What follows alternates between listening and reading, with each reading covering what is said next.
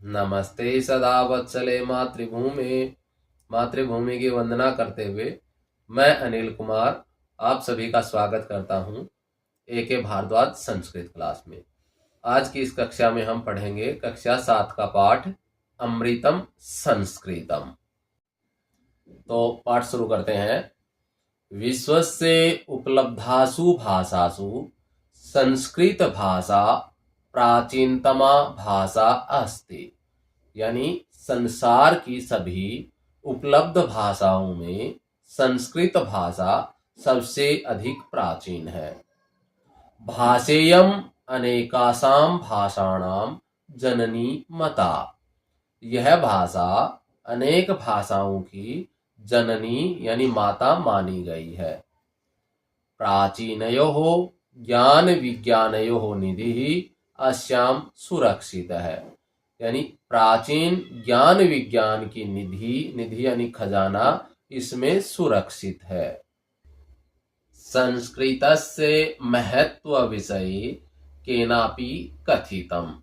यानी संस्कृत के महत्व के विषय में किसी के द्वारा कहा गया है। क्या कहा गया है? भारतस्य प्रतिष्ठे द्वे संस्कृतम संस्कृतिस्तथा।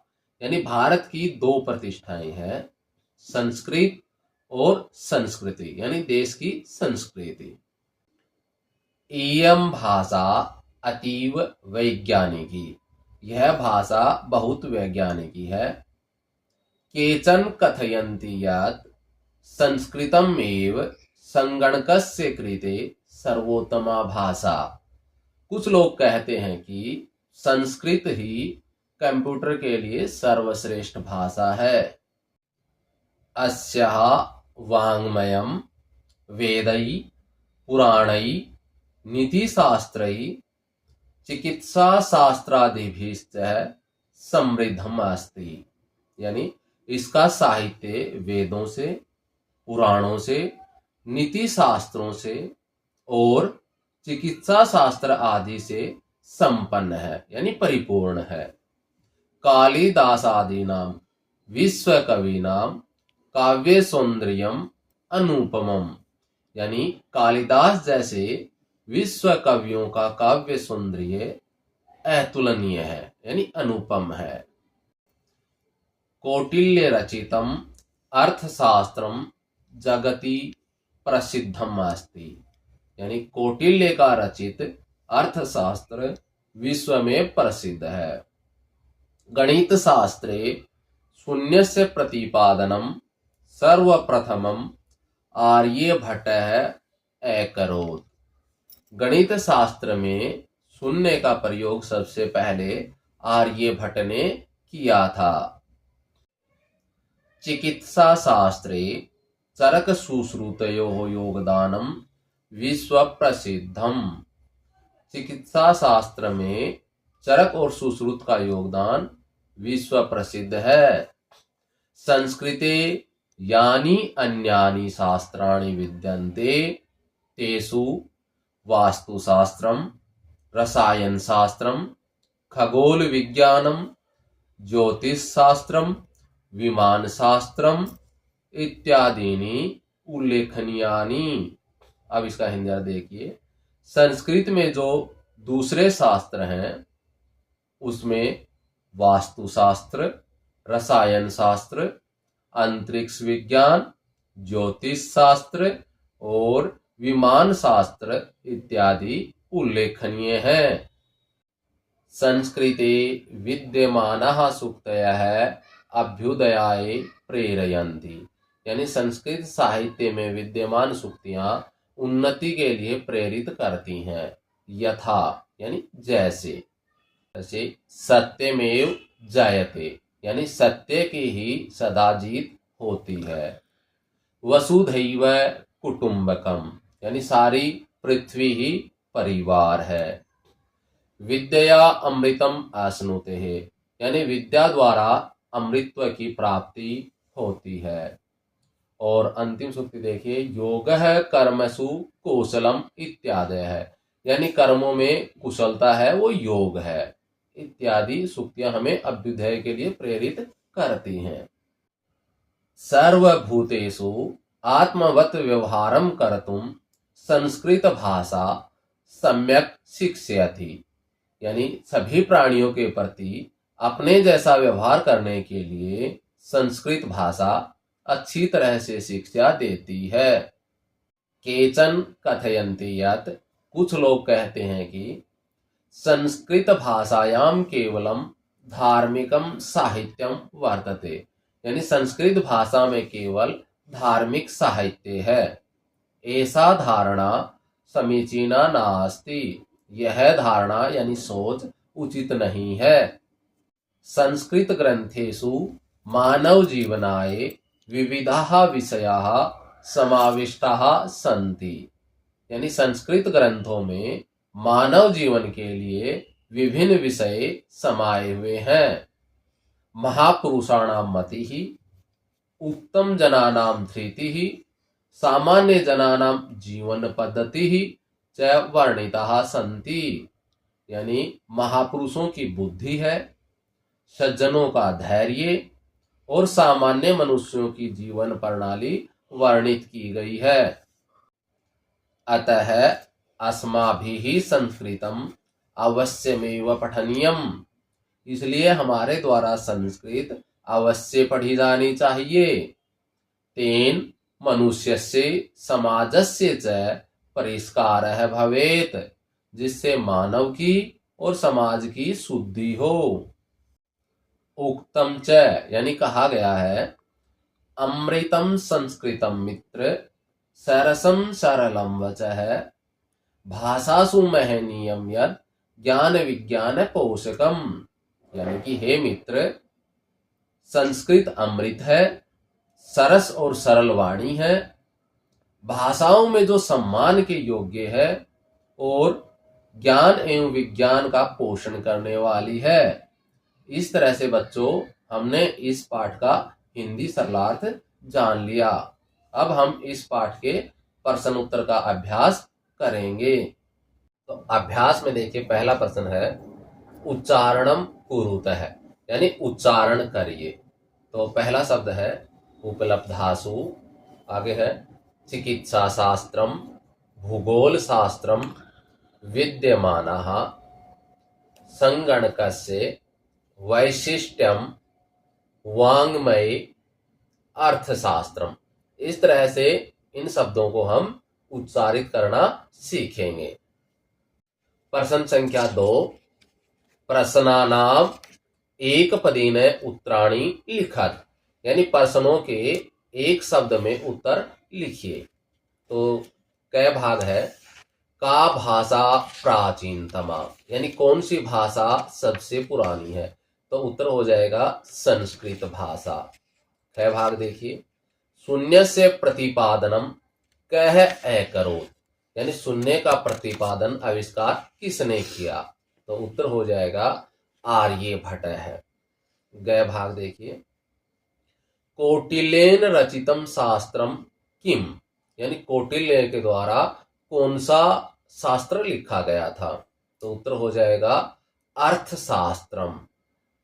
चौथा भाग देखिए, कस्याः भाषायाः काव्य सौंदर्यम अनुपमम, यानी किस भाषा का काव्य सौंदर्य है वो अद्वितीय है, अनुपम है। तो उत्तर हो जाएगा संस्कृत भाषायाः, यानी संस्कृत भाषा का। अंतिम भाग देखिए दूसरे प्रश्न का, काः अभ्युदयाय प्रेरयन्ति, यानी कौन हमें उन्नति के लिए प्रेरित कर रहा है। तो इसका उत्तर हो जाएगा सूक्तयः है। इस प्रकार से हमारा दूसरा प्रश्न पूरा हो जाता है। प्रश्न संख्या 3, प्रश्नानाम उत्तराणि एक वाक्येन लिखत, यानी प्रश्नों के उत्तर एक वाक्य में लिखो। तो पहला प्रश्न है कै भाग, संगणकस्य कृते सर्वोत्तमा भाषा का, यानी कंप्यूटर के लिए सबसे उत्तम भाषा कौन सी है। तो इसका उत्तर होगा संस्कृत भाषा संगणकस्य कृते सर्वोत्तमा भाषा अस्ति, यानी संस्कृत भाषा है वो कंप्यूटर के लिए सबसे अच्छी भाषा है। है भाग देखिए इसका, संस्कृतस्य वाङ्मयं कई समृद्धम अस्ति। यानी संस्कृत का जो साहित्य है वो किसके द्वारा समृद्ध है? तो इसका उत्तर होगा संस्कृत वाङ्मयम वेदै पुराणै नीतिशास्त्रै चिकित्सा शास्त्रादिभिश्च समृद्धम अस्ति। यानी संस्कृत साहित्य है वो वेदों से, पुराणों से, नीति शास्त्रों से और चिकित्सा शास्त्र आदि से समृद्ध है। गए भाग देखिए, संस्कृतम किम शिक्षयति, यानी संस्कृत है वह क्या शिक्षा देती है? तो उत्तर होगा संस्कृतम सर्वभूतेषु आत्मवत व्यवहारम कर्तुम शिक्षयति। यानी संस्कृत है वो सभी प्राणियों से आत्मवत व्यवहार करने की शिक्षा देती है। अंतिम भाग देखिए इस प्रश्न का, अस्माभिः संस्कृतम किमर्थम पठनीयम, यानी हमारे द्वारा संस्कृत क्यों पढ़ी जानी चाहिए? तो इसका उत्तर होगा अस्माभिः संस्कृतम पठनीयम, हमारे द्वारा संस्कृत पढ़ी जानी चाहिए। यतो हि अनेन मनुष्यस्य समाजस्य च परिष्कारः भवति, क्योंकि इसके द्वारा मनुष्य का और समाज का शुद्धिकरण होता है। प्रश्न संख्या 4, इकारांत स्त्रीलिंग शब्द रूपम अधिकृत्य रिक्त स्थानानि पूरयत। यानी इकारांत स्त्रीलिंग शब्द रूप को आधार बना करके रिक्त स्थानों की पूर्ति करो। यानी यहाँ पे एक इकारांत शब्द की लाइन दे रखी है और दूसरे इकारांत शब्द की वही लाइन हमें बनानी है। जैसे प्रथमा के नीचे दूसरी प्रथमा विभक्ति दे रखी है, द्वितीय विभक्ति के नीचे दूसरी द्वितीय विभक्ति दे रखी है, तो वो खालिस्तान हमें भरने हैं। तो देखिए, गति की प्रथमा विभक्ति दे रखी है, गति ही गति गतय है, तो हमें मति की प्रथमा बनानी है, तो बन जाएगा मति ही मति मतय है। इसी तरह से बुद्धि शब्द की द्वितीय विभक्ति दे रखी है, बुद्धिम बुद्धि बुद्धि ही, तो हमें बनानी है प्रीति शब्द की द्वितीय विभक्ति बनानी है, तो बन जाएगी प्रीतिम प्रीति प्रीति ही। इसी तरह से नीति शब्द की तृतीय विभक्ति दी हुई है, नित्या नीतिभ्याम नीतिभिः, तो इसको देख करके हमें शांति शब्द की तृतीय विभक्ति बनानी है, तो इस प्रकार बनेगी शांत्या शांतिभ्याम शांतिभिः। मति शब्द की चतुर्थी विभक्ति दी हुई है, तो ये बनेगा मत्यई मतई, एक वचन में, मतिभ्याम मतिभ्यः। इसको देख करके हमें प्रकृति शब्द की चतुर्थी विभक्ति बनानी है, तो एक वचन में बनेगा प्रकृत्यई और प्रकृतये, द्विवचन में बनेगा प्रकृतिभ्याम, बहुवचन में बनेगा प्रकृतिभ्यः। इसी तरह से पंचमी की हमें कीर्ति शब्द दिया हुआ है, उसकी शब्द रूप दिए हुए हैं, तो एक वचन में दिया हुआ है कीर्त्याः कीर्तेः, द्विवचन में कीर्तिभ्याम और बहुवचन में कीर्तिभ्यः। इनको देख करके हमें गति शब्द की पंचमी विभक्ति बनानी है, जो इस तरह से बनेगा गीत्याः गीतेः गीतिभ्याम गीतिभ्यः। अब षष्ठी विभक्ति है वो सुक्ति शब्द की दी हुई है, तो यहाँ है सुक्तेः सुक्त्याः सुक्तयोः सुक्तीनाम, और इसको देख करके हमें कृति शब्द की षष्ठी विभक्ति बनानी है, तो वो बनेगा कृतेः कृत्याः, द्विवचन में बनेगा कृत्योः, बहुवचन में कृतीनाम। धृति शब्द के हमें सप्तमी विभक्ति दी हुई है, जो बनती है धृतौ धृत्याम, द्विवचन में धृत्योः और बहुवचन में धृतिषु। इसको देख करके हमें भीति शब्द की सप्तमी विभक्ति बनानी है, जो इस प्रकार बनेगी भीतौ भीत्याम, एक वचन में बनेंगे, भीत्योः द्विवचन में और भीतिषु बहुवचन में बनेगा। और संबोधन का मति शब्द दे रखा है, हे मते हे मति हे मतयः। प्रश्न संख्या 5, रेखांकितानि पदानि अधिकृत्य प्रश्न निर्माणम कुरुतः। यानी अंडरलाइन शब्दों को आधार बना करके प्रश्न निर्माण करो। तो क में दे रखा, देखिए, संस्कृते ज्ञान विज्ञानयो निधि सुरक्षितो अस्ति। यानी संस्कृत में ज्ञान और विज्ञान का खजाना है वो सुरक्षित है। तो निधि शब्द है वो रेखांकित पद है, जिसके स्थान पे हमें ऐसा शब्द रखना है कि ये वाक्य प्रश्न निर्माण से युक्त हो जाए। तो इसका निधि की जगह आ जाएगा क है। तो वाक्य बनेगा संस्कृते ज्ञान विज्ञानयो कह सुरक्षितो अस्ति। है भाग देखिए, संस्कृतमेव संगणकस्य कृते सर्वोत्तमा भाषा। तो हमें संगणकस्य को हटाना है, इसकी जगह शब्द आ जाएगा कस्य। तो उत्तर हो जाएगा संस्कृतमेव कस्य कृते सर्वोत्तमा भाषा। गए भाग देखिए, शैल्य क्रियायाः वर्णनम संस्कृत साहित्य अस्ति। तो संस्कृत साहित्य को हटाना है, तो इसकी जगह शब्द आ जाएगा कस्मिन। तो उत्तर हो जाएगा शैल्य क्रियायाः वर्णनम कस्मिन अस्ति। यानी शैल्य क्रिया का वर्णन कहाँ पर है। अंतिम भाग देखिए, वरिष्ठान प्रति अस्माभिः प्रियम व्यवहार्तव्यम। तो वरिष्ठान की जगह आ जाएगा कान। तो उत्तर बन जाएगा कान प्रति अस्माभिः प्रियम व्यवहार्तव्यम। यानी किसके प्रति हमारे द्वारा प्रिय व्यवहार किया जाना चाहिए। प्रश्न संख्या 6, उदाहरणानुसारम पदानाम विभक्तिम वचनम च लिखत। यानी उदाहरण के अनुसार पदों की विभक्ति और वचन लिखो। तो जैसे उदाहरण में संस्कृते शब्द दे रखा है, तो ये षष्ठी एक वचन है। इसी तरह से हमें अन्य शब्दों की विभक्ति और वचन निर्धारित करने हैं। तो देखिए, गति ही ये है प्रथमा एक वचनम, नीतिम ये है द्वितीया एक वचनम, सुक्तय है यह है प्रथमा बहुवचनम, शांत्या ये है तृतीया एक वचनम, प्रीत्ययी ये है चतुर्थी एक वचनम, और अंतिम है मतीसु जो है सप्तमी बहुवचनम। प्रश्न संख्या 7, इस पाठ का अंतिम प्रश्न देखिए, यथा योग्यम संयोज्य लिखत। यानी यथा योग्य जोड़ करके लिखो।